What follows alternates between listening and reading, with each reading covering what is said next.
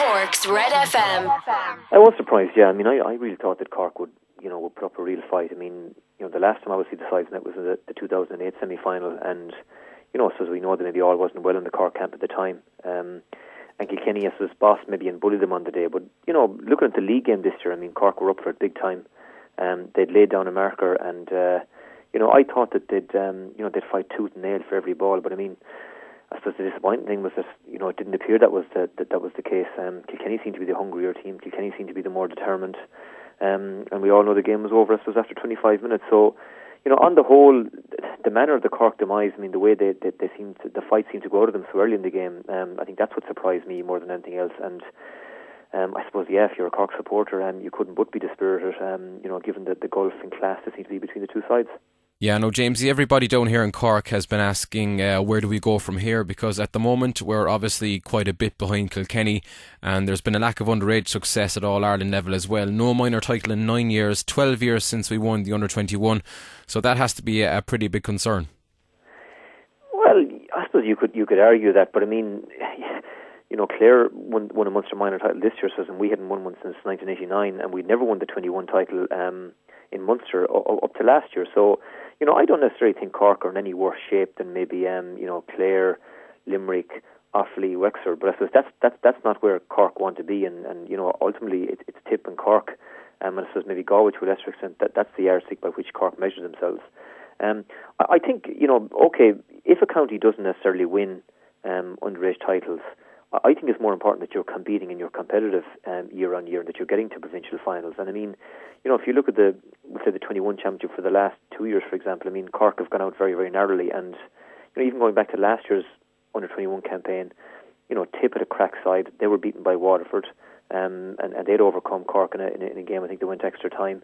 Clare could have been beaten by Waterford, and went on and won the All-Ireland. So I don't think there was anything between the teams, and I don't necessarily think that Clare, who went on to win the All-Ireland, will necessarily get any more senior players out of their side last year than maybe Cork, Tip or Waterford will. So similarly, again, I think, Cork didn't win the Munster Minor Championship this year, but Clare won it. But I don't necessarily think that Clare were the best team in Munster either. So what I think is important is that, counties are competitive, and they're getting to provincial finals year on year, and ultimately from that, I suppose, you're hoping then that you'll produce enough players that are good enough to go on, I suppose, and play senior inter-county. So I think this is a wake-up call for everybody. Tip seem to have got their act together underage level a number of years ago. And I would argue that Waterford have got their act together as well. Clare, Limerick, Cork have arguably fallen behind. Clare, I think, are starting to move in the right direction. And I suppose the challenge now is for Cork to do likewise. The only thing in Cork's favour is, I mean, given the numbers down there, things can turn around maybe quicker in Cork than they can in a lot of other counties. And, with the resources at your disposal down there, I don't think you need to be as despondent as you are. The other thing, I suppose, that needs to be taken into account is that this is an exceptional Kilkenny team, arguably the greatest team of all time. And, given the Cork were within, I suppose, the puck of the ball of winning the Munster title this year, there maybe not, things aren't as bad maybe as the perception out there is. Okay, there's a gap from Cork to Kilkenny, but that gap exists arguably with everybody else as well. So, 5 years is a very, very long time. And, Henry Shefflin, JJ Delaney, Noel Hickey, these guys maybe won't be around in 5 years. So, the thing could have changed in a quicker time frame than what we imagine. Yeah, Jamesie, we've got a question in here from Mark MacDonald to 083 317 3336. Mark wants to know, Jamesie, if the strikes of the past couple of years, if they've had an impact on where Cork stand at the moment in the pecking order. Do you think there's a valid argument there, Jamesie? I don't necessarily think so. I mean, it's a hard question to answer. I mean, especially from somebody maybe who's on the outside and maybe wouldn't have been down there, because I don't necessarily know whether there's been division in clubs and so on as a result. I think that's maybe an excuse.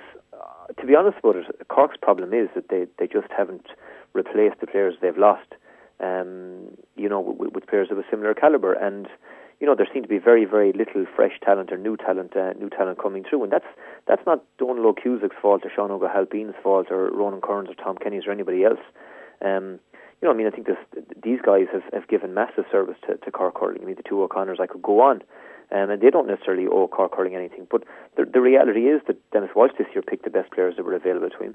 And if there were better players there, then they'd have been on the team. So, I don't think the strikes necessarily have a whole lot to do with Cork's demise this year.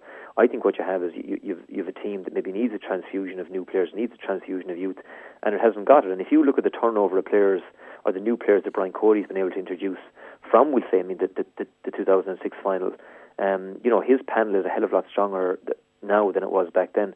The Cork panel is arguably weaker, and therein lies the problem.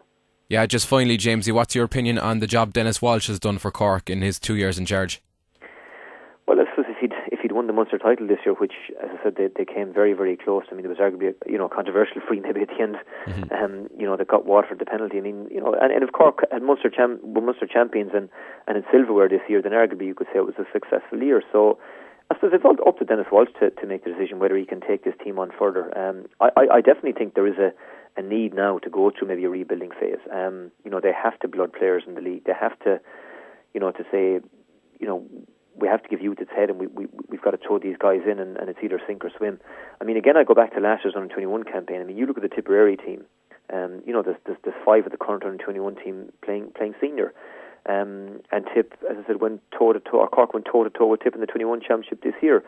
Similarly, Clare in the Munster under-21 final, again, had 5 or 6 of this year's senior team, on the field in that under-21 match. So very, very few. I mean, apart from William Egan and maybe Larkin McLaughlin, I think was thereabouts this year as well. Very, very few of the Cork under-21s seem to get game time with the seniors this year, and I think that's something that needs to happen. You have to throw these guys in.